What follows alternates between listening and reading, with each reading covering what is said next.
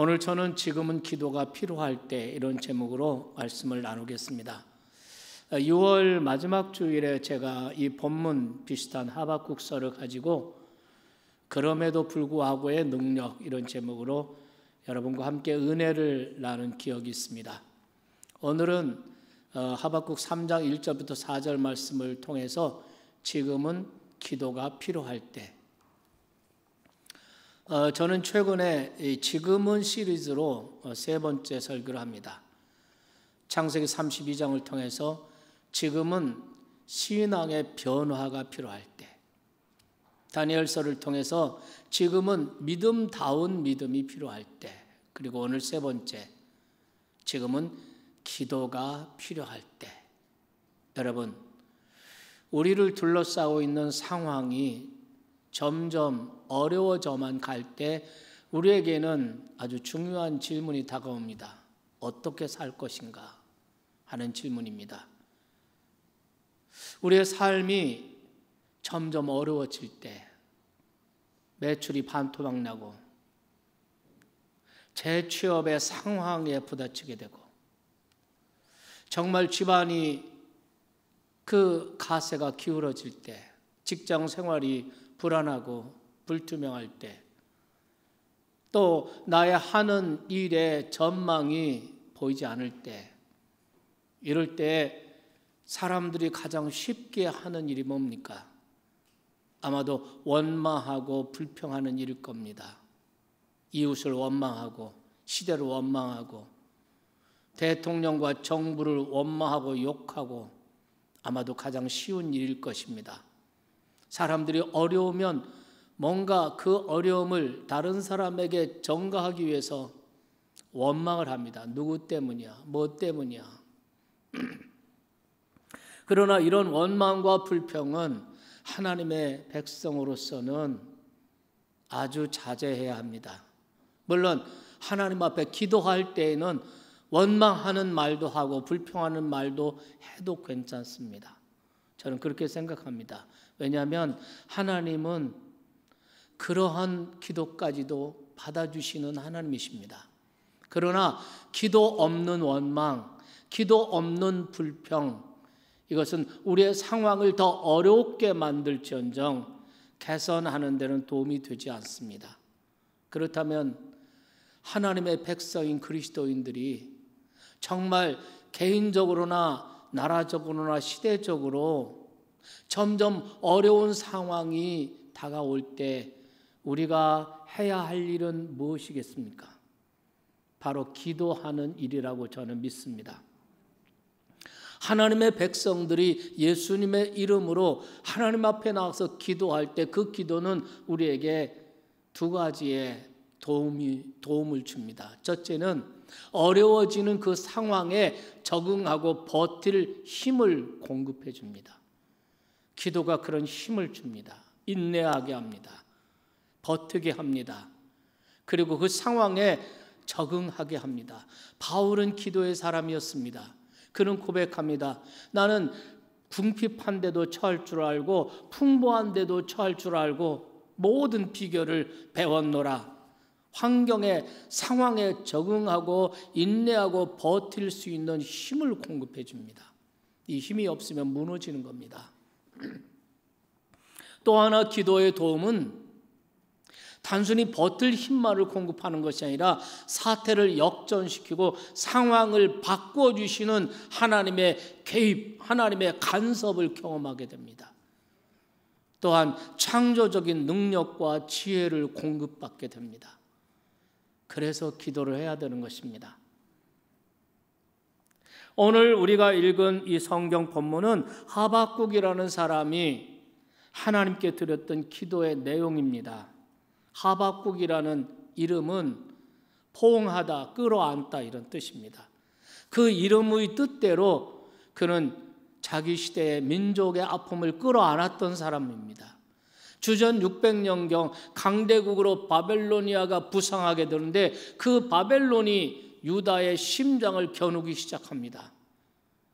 그때 이 민족의 운명을 끌어안고 그리고 하나님 앞에 나가서 하박국은 기도를 합니다. 그 상황에서 절망하지 않고 기도를 했습니다. 원망하지 않고 기도를 했습니다.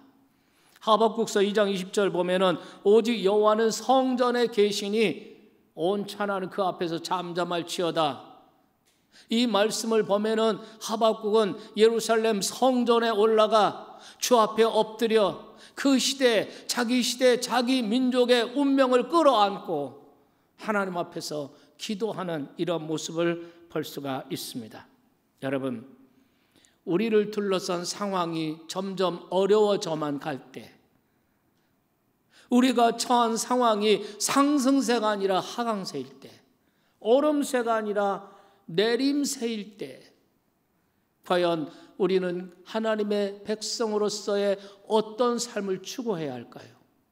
그리고 이런 상황 속에서 우리는 어떻게 기도해야 할까요? 그것을 우리는 오늘 하박국의 기도 속에서 영감을 얻고 배울 수가 있습니다. 첫째로 진노의 하나님께 긍휼을 구하는 기도를 드려야 됩니다. 사람들은 하나님을 사랑의 하나님, 은혜의 하나님이라고 부르기를 좋아합니다. 평화의 하나님, 은혜의 하나님은 우리가 듣기 좋아하는 설교의 주제일 수 있습니다. 하지만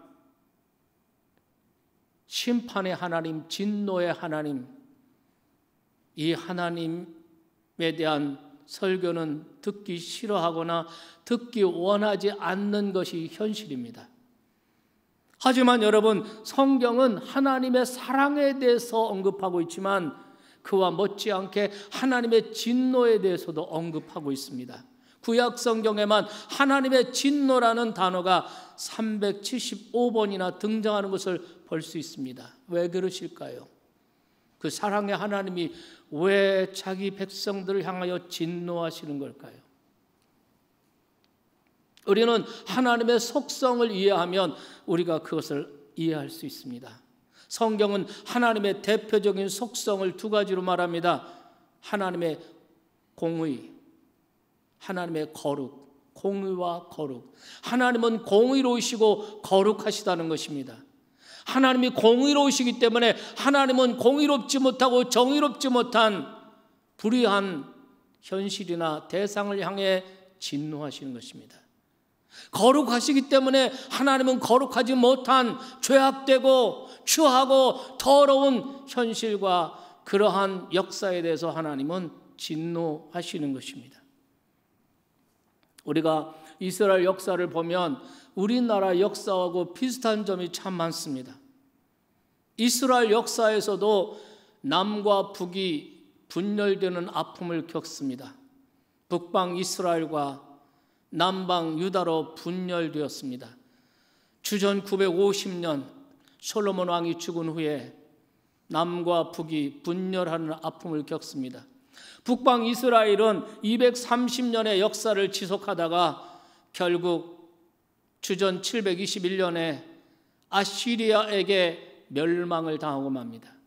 북방 이스라엘이 아시리아에게 짓밟힘을 당하고 북방의 10 부족들 10 지파가 멸망하는 그 모습을 볼 때 그 당시에 유다 남방 사람들의 마음은 어땠을까요?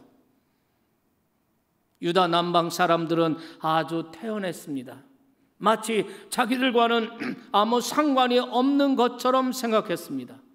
왜냐하면 자신들을 북방 이스라엘 사람들과 비교할 때에 정말 상대적으로 훨씬 더 도덕적이고 종교적으로 살고 있다는 자부심 때문에 우리는 저렇게 망하지 않을 거야 라고 생각했습니다.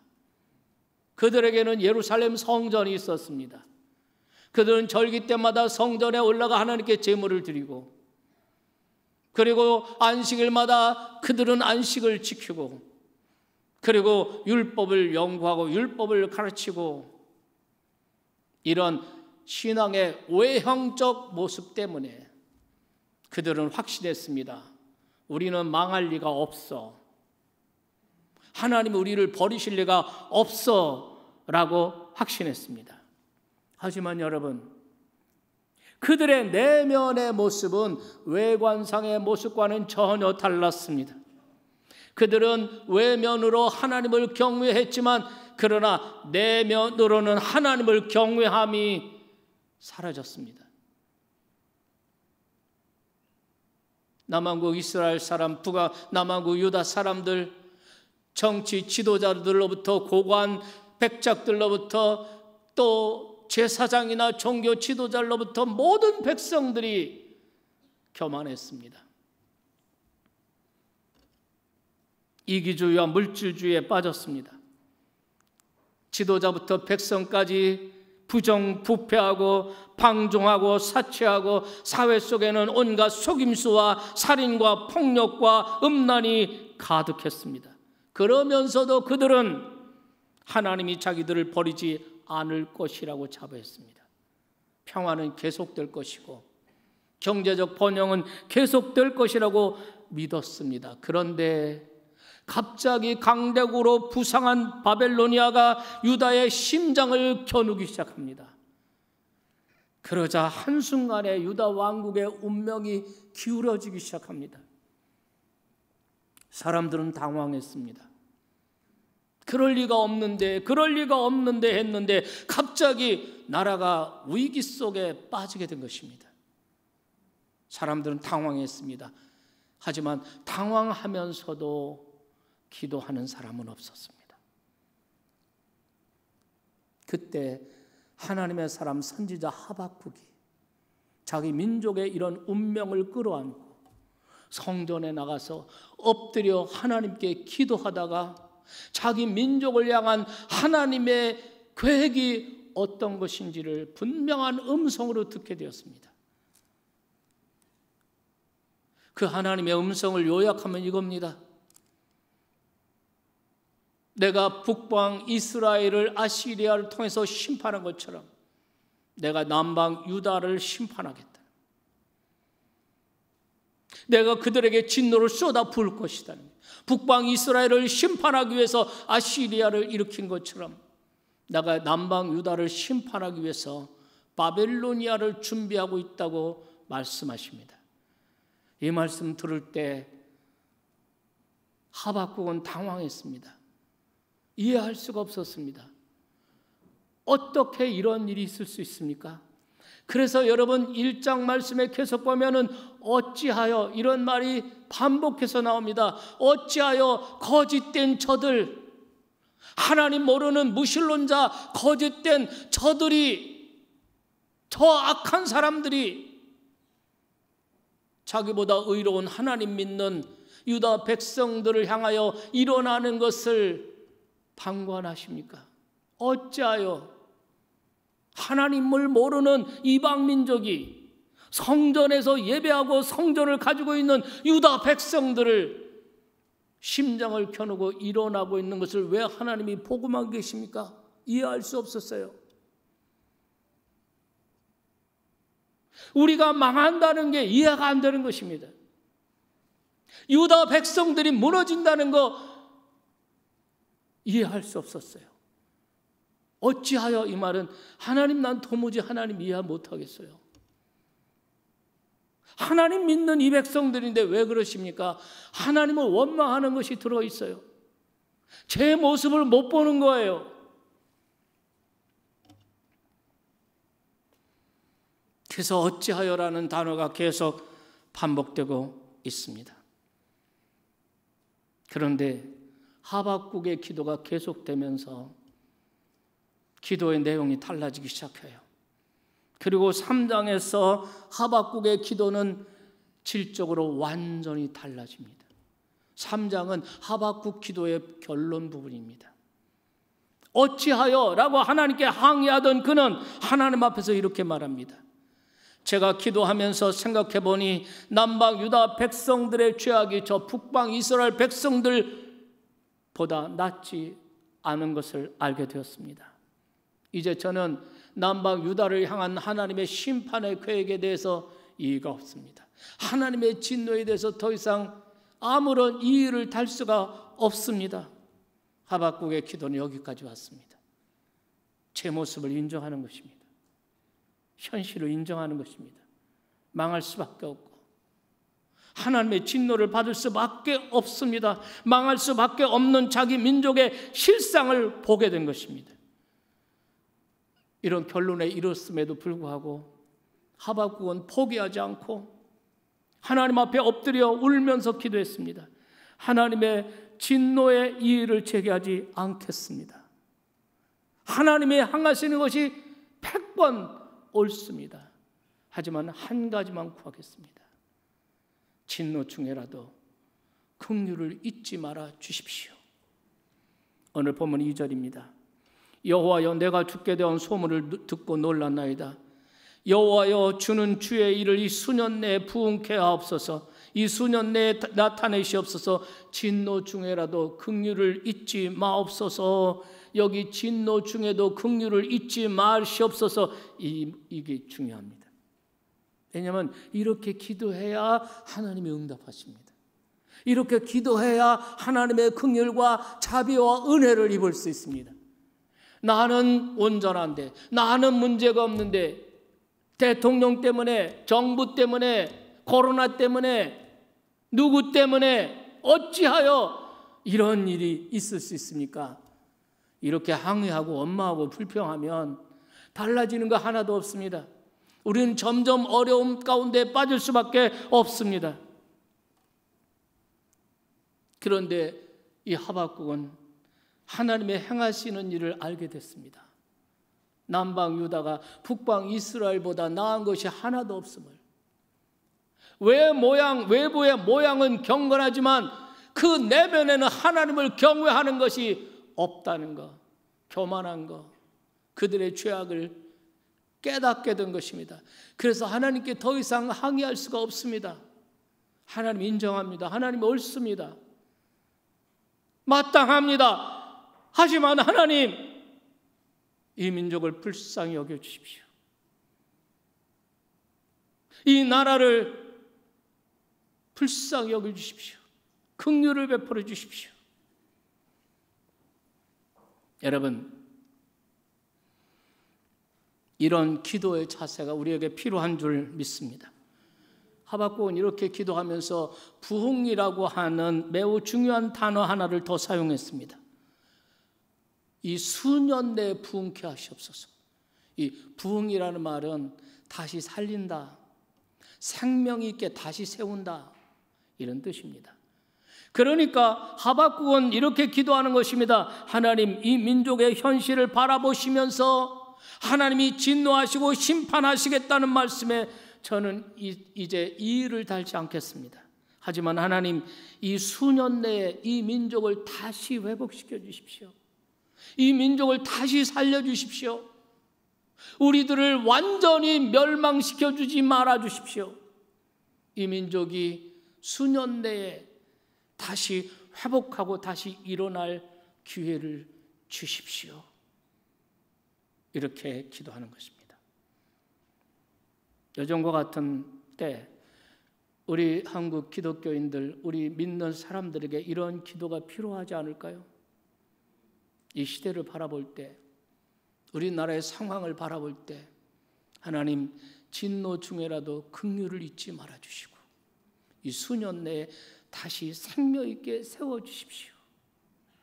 우리를 심판하시되 아주 망하지 않게 해주십시오. 다시 세워주십시오. 진노 중에라도 긍휼을 잊지 마십시오.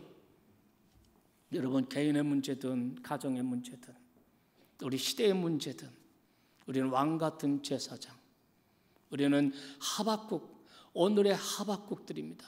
이 모든 문제와 고통의 문제를 끌어안고 하나님 앞에 나가 기도할 책임이 우리에게 있습니다. 사랑하는 여러분, 새벽을 깨우십시오. 새벽에 일어나 기도하십시오. 성전에 달려 나와서 함께 하나님 앞에 부르짖고 기도하는, 주여 진노 중에라도 긍휼을 잊지 말아 주십시오. 이렇게 기도하는 주의 종들이 다 되시기를 주님의 이름으로 축원합니다. 어떻게 기도할까요? 현실을 넘어 하나님을 바라보며 기도해야 합니다. 현실을 보는 눈을 제1시선이라고 하고 하나님을 바라보는 눈을 이 시선이라고 할 수가 있습니다. 하박국은 바벨론을 들어서 유다 왕국을 심판하시겠다는 하나님의 계획을 듣고 그가 놀라지 않을 수 없었습니다. 그래서 2절 말씀에 보면 여호와여 내가 주께 대한 소문을 듣고 놀랐나이다 그럽니다. 놀랐다, 이 놀라움, 이것은 두려움으로 번역할 수 있는 단어입니다. 그는 두려웠습니다. 하박국은 기도하면서 자기 민족 앞에 다가오고 있는 두려운 현실의 정체를 직면하기 시작한 겁니다. 그리고 15절에 이렇게 말하죠. 내가 들었으므로 내 창자가 떨렸고, 이렇게 말하죠.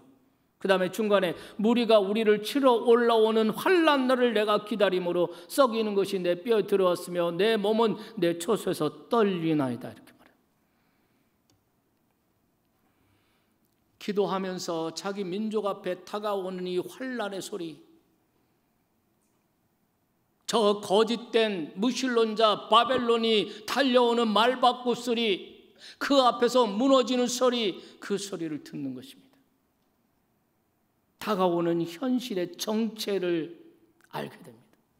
그리고 그 정체 앞에서, 그 현실을 직면한 앞에서 그는 두려워 부들부들 떨고 있습니다. 저는 여기서 기도라는 것의 진정한 정체를 발견합니다. 기도라는 것은 현실을 도피하는 것이 아닙니다. 기도는 현실을 직면하는 것입니다. 기도는 세상 만사 다 잊어버리고 어떻게 되든지 다 잊어버리고 산속에 들어와서 눈 감고 하는 게 기도가 아닙니다. 이건 기도자의 자세가 아닌 것입니다. 기도는 눈 뜨고 해야 됩니다. 현실을 도피하지 말아야 됩니다. 현실을 직면해야 거기서부터 문제가 해결되는 것입니다. 현실을 직면하는 것입니다. 눈을 떠야 합니다. 개인의 문제, 가정의 문제, 내 사업의 현실, 그리고 우리나라 대한민국의 현실을 봐야 합니다. 현실을 보지 못하거나 현실을 일부러 회피하거나 왜곡하는 사람들이 있습니다. 며칠 전에 통일부 장관에 앉은 한 사람은 폭탄이 떨어지는 전쟁의 한복판에서도 평화를 외치는 자가 더 정의롭다, 이렇게 말했습니다.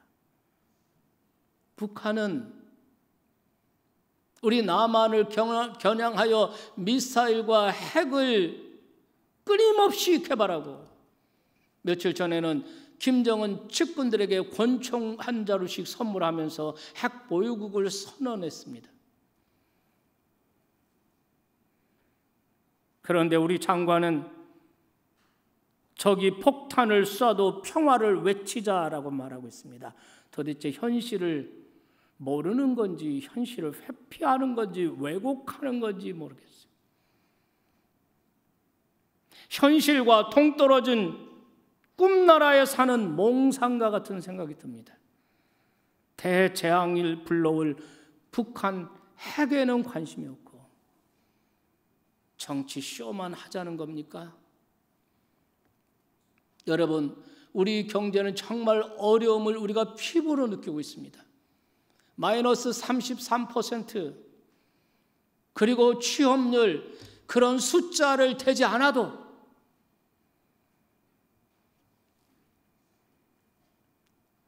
우리는 피부로 느끼고 있습니다. 직장에서 해고됩니다. 대학을 졸업맞고 아이들이 취업을 못하고 알바로 전전하고 있습니다. 소상공인들 장사하고 식당하고 조그만 기업으로부터 정말 매출이 반토막 3분의 1 이렇게 나고 있습니다. 그런데 대통령은 말합니다. 기적 같은 선방의 결과라고 말합니다. 도대체 현실을 보는 건지 현실을 회피하는 건지 모르겠습니다. 분명한 거, 우리 국민들은 현실을 봐야 합니다. 거짓 안정, 거짓 평화에 속고 있으면 안 됩니다. 나라의 안타까운 현실을 봐야 합니다. 우리 역사가 처한 상황을 똑바로 봐야 합니다. 이 현실을 바라볼 때 너무나 안타깝고 너무나 아프고 너무나 괴로워서 두려움과 떨림으로 가지고 하나님 앞에 나와 엎드리면 그게 기도입니다. 하박국은 현실에서 도피하지 않았습니다. 자기 민족에게 들이닥칠 무섭고 냉엄한 하나님의 심판의 현실을 직시했습니다. 기도를 통해서 보게 된 겁니다. 하지만 여러분, 기도는 현실만 직시하는 것이 아닙니다. 현실만 직시하면 우리는 두려움 때문에 무너질 수 있습니다. 낙심하고 절망할 수밖에 없습니다. 하박국은 현실을 도피하지 않고 직면했습니다. 하지만 동시에 그의 시선은 하나님을 바라보고 있습니다. 이게 제2의 시선입니다. 우선 현실을 똑바로 보기 바랍니다. 역사의식을 가지시기 바랍니다. 상황을 보시기 바랍니다. 그런 다음 우리가 처한 문제와 아픔과 고통을 끌어안고 하나님 앞에 나와 기도하시기 바랍니다. 그리고 이 문제를 주장하실 수 있는 하나님을 바라보십시오. 이 문제를 주장하실 수 있는 하나님, 내 인생의 주인이신 하나님, 역사의 주인이신 하나님, 이 사태를 역전시키고 상황을 바꾸실 그 하나님을 바라보면서 기도하는 것입니다. 현실만 바라보면, 현실만 인식하고 현실만 직면하면, 거기서 끝난다면 우리는 두려움에 떨 수밖에 없어요. 우리 정상적인 생활 못합니다. 불안해서 살 수가 없는 세상입니다. 여기 기도는 여기서 맞추는 것이 아니에요. 기도는 현실을 직면하게 하고 인식하게 하고 깨닫게 합니다. 나의 실상을 보게 합니다. 그러나 거기서 끝나는 것이 아니라 눈을 들어 그 현실, 그 문제 배후에 역사하시는 하나님을 바라보게 합니다. 이게 믿음의 시선이에요. 이 시선을 가지기 시작하면 달라지기 시작합니다. 두려움 속에 떨던 하박국, 그러나 기도가 계속되면서 하박국의 기도의 색깔이 달라지고 내용이 달라집니다. 그의 마음 가운데 부들부들 떨던 두려움은 눈 녹듯이 사라지기 시작합니다. 그리고 그의 기도는 적극적이고 새로운 기도로 살아오르기 시작합니다. 그것이 17절 말씀부터 쭉 이어집니다. 17절에 보면은 비록 무화과 나무가 무성하지 못하고 포도나무에 열매가 없고 감람나무에 소출이 없고 밭에 먹을 것이 없고 우리의 양이 없고 외양간에 소가 없을지라도 참 비관적이죠. 우리식으로 말하면 경제가 기울고 정치가 어렵고 매출이 반토막이 나고 직장에서 해고되고 남북 긴장이 고조되고 우리의 호주머니, 우리의 은행 잔고 다 비었다. 오늘식으로 말하면 이런 표현입니다.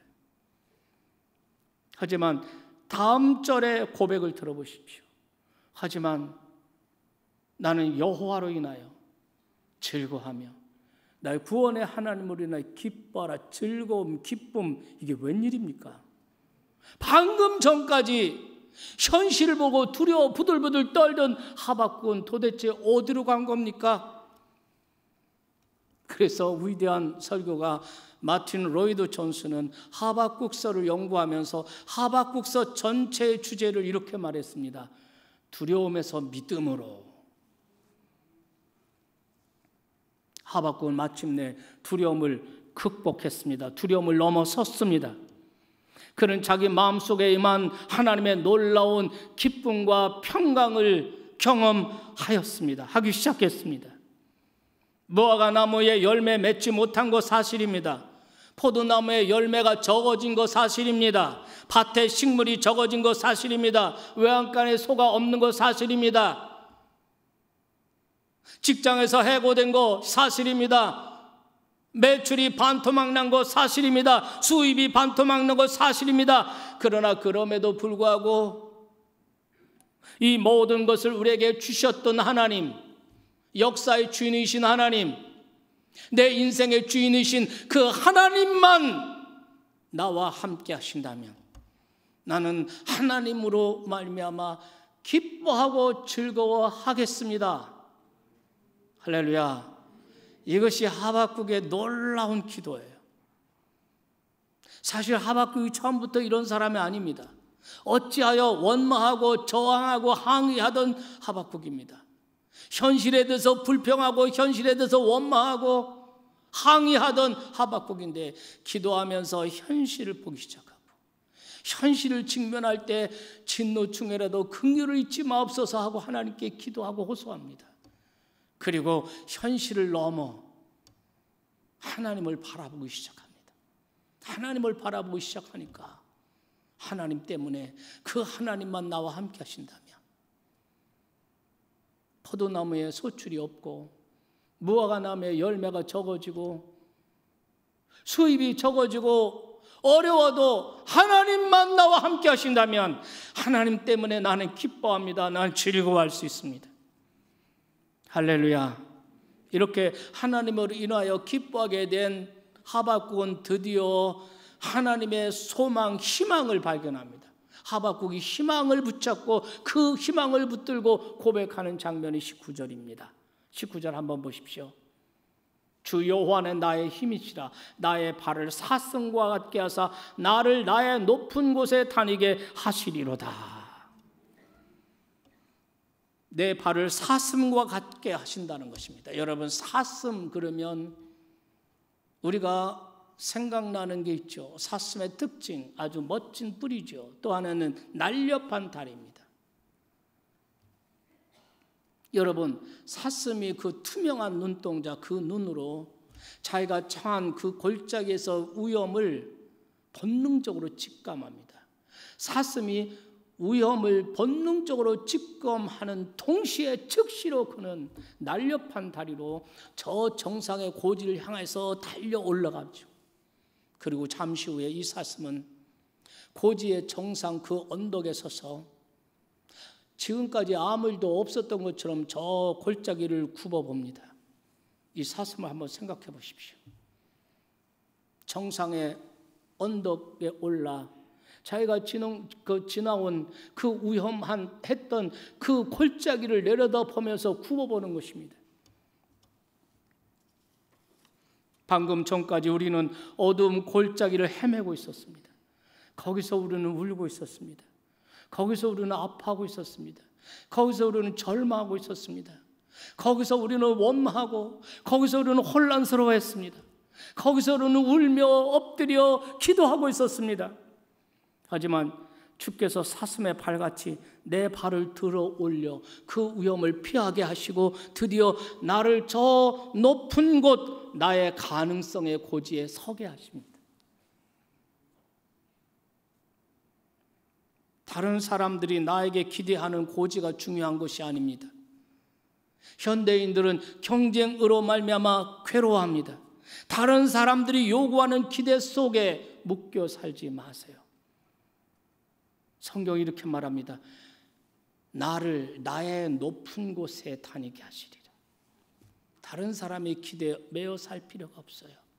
하나님이 내게 기대하시는 것, 하나님이 내게 기대하시는 곳, 그 길을 가면 되는 것입니다. 나의 가능성의 고지에 올라서면 되는 것입니다.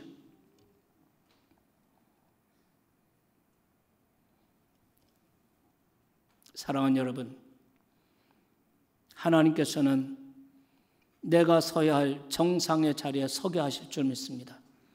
나의 아름다운 정상에 마침내 서게 하시고 그곳에서 하나님을 찬양하고 그곳에서 사람들에게 지난날 나의 골짜기 시절, 그 고통의 골짜기에 하나님이 어떻게 그것을 피하게 하시고 어떻게 오늘 여기에 세워주셨는지 사람 앞에 간증하며 선포하는